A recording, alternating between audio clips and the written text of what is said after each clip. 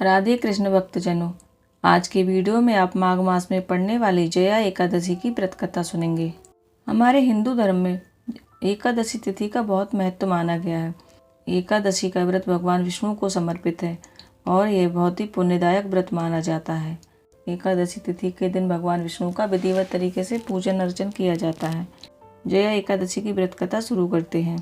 युधिष्ठिर ने भगवान श्री कृष्ण से पूछा, भगवान, आपने माघ मास के कृष्ण पक्ष की षठतिला एकादशी का वर्णन किया। अब कृपा करके यह बताइए कि शुक्ल पक्ष में कौन सी एकादशी होती है, उसकी क्या विधि है तथा उसमें किस देवता का पूजन किया जाता है। भगवान श्री कृष्ण बोले, राजेंद्र, बतलाता हूँ, सुनो। माघ मास के शुक्ल पक्ष में जो एकादशी होती है उसका नाम जया है। वह सब पापों को हरने वाली उत्तम तिथि है। पवित्र होने के साथ ही पापों का नाश करने वाली है तथा मनुष्यों को भोग और मोक्ष प्रदान करती है। इतना ही नहीं, वह ब्रह्म हत्या जैसे महापाप तथा पिशाचत्व का विनाश करने वाली है। इसका व्रत करने पर मनुष्य को कभी प्रेत योनि में नहीं जाना पड़ता। इसलिए राजन, प्रयत्न पूर्वक जया नाम की एकादशी का व्रत करना चाहिए। अब मैं इसकी कथा कहता हूँ, आगे सुनो।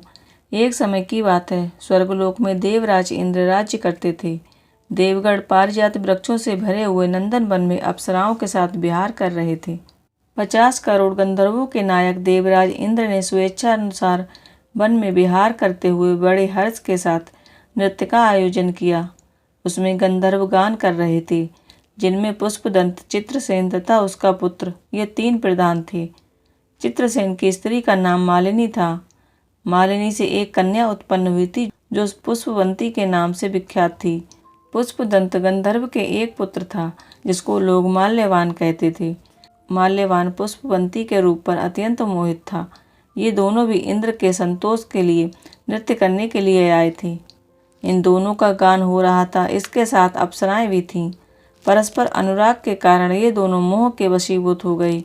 चित्त में भ्रांति आ गई, इसलिए वे शुद्ध गान ना कर सके। कभी ताल भंग हो जाता और कभी गीत बंद हो जाता था।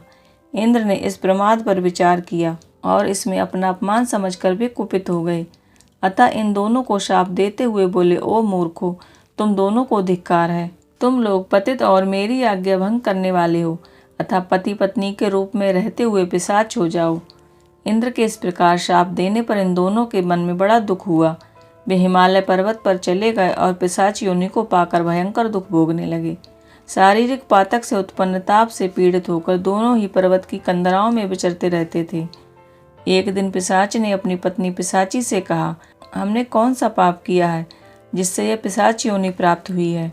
नरक का कष्ट अत्यंत भयंकर है तथा पिशाच योनि भी बहुत दुख देने वाली है। अतः पूर्ण प्रयत्न करके पाप से बचना चाहिए। इस प्रकार चिंतामग्न होकर वे दोनों दुख के कारण सूखते जा रहे थे। दैव योग से उन्हें माघ मास की एकादशी तिथि प्राप्त हो गई। जया नाम से विख्यात तिथि जो सब तीर्थों में उत्तम है आई। उस दिन उन दोनों ने सब प्रकार के आहार त्याग दिए, जलपान तक नहीं किया, किसी जीव की हिंसा नहीं की, यहाँ तक कि फल भी नहीं खाया। निरंतर दुख से युक्त होकर वे एक पीपल के समीप बैठे रहे। सूर्यास्त हो गया। उनके प्राण लेने वाली भयंकर रात उपस्थित हुई। उन्हें नींद भी नहीं आई। सूर्य उदय हुआ। द्वादशी का दिन आया। उन पिशाचों के द्वारा जया के उत्तम व्रत का पालन हो गया। उन्होंने रात में जागरण भी किया था। उस व्रत के प्रभाव से तथा भगवान विष्णु की शक्ति से उन दोनों की पिशाचता दूर हो गई। पुष्पवंती और माल्यवान अपने पूर्व रूप में आ गए। उनके हृदय में वही पुराना स्नेह उमड़ रहा था। उनके शरीर पर पहले ही जैसे अलंकार शोभा पा रहे थे। वे दोनों मनोहर रूप धारण करके विमान पर बैठे और स्वर्गलोक में चले गए।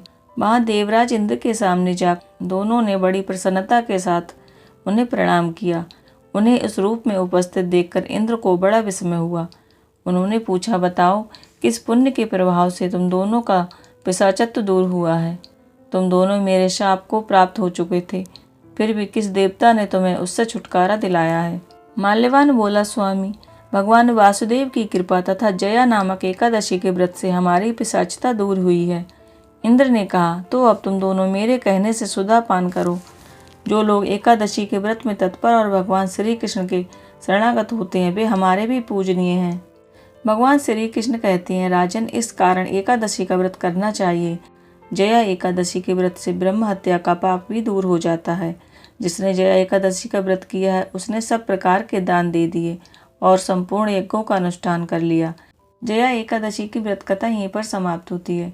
मेरे द्वारा बनाया गया वीडियो अगर आपको पसंद आया है तो चैनल को सब्सक्राइब करें, लाइक, शेयर एंड कमेंट करें और वीडियो को लाइक जरूर करें।